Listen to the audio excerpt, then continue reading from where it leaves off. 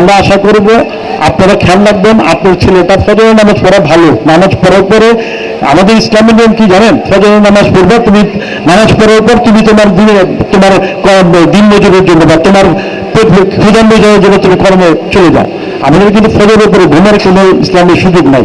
ফজরের পরে বলছে যে তুমি তোমার দিন কিভাবে তুমি অর্জন করবে সেই জন্য বের হয়ে যাও।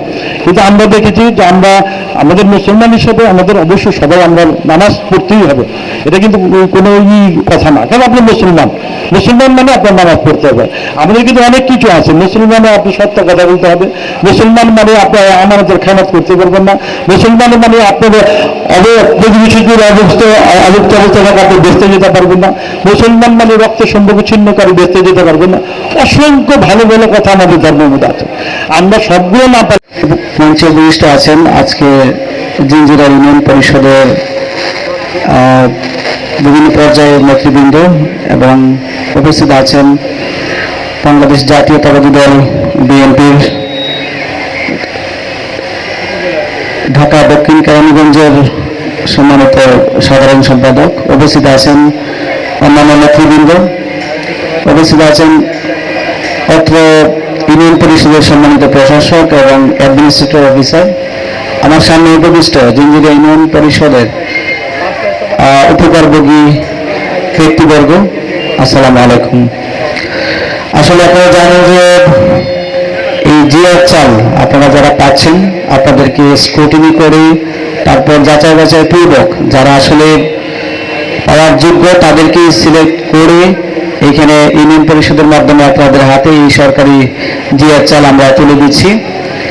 তো আপনারা এই চাল রিসিভ করে ডেফিনেটলি আপনাদের যে প্রয়োজনীয় যে ডিমান্ড আছে সেটা আপনারা পূরণ করবেন এবং সেই অনুযায়ী আমরা আমাদের পক্ষ থেকে যথেষ্ট এই কার্যক্রম আমরা চলমান রাখছি।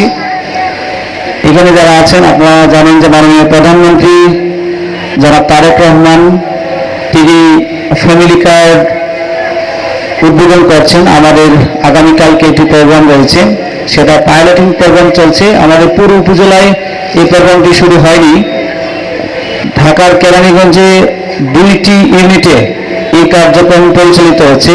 একটা হচ্ছে তেগুরিয়া ইউনিয়নের 8 নম্বর ওয়ার্ড আর হচ্ছে রোহিতপুর ইউনিয়নের 5 নম্বর ওয়ার্ড। তো একটি ওয়ার্ড এটা পাইলটিং এর আওতায় আসার কারণে আমরা এই ওয়ার্ডকে ফোকাস করছি। আগামী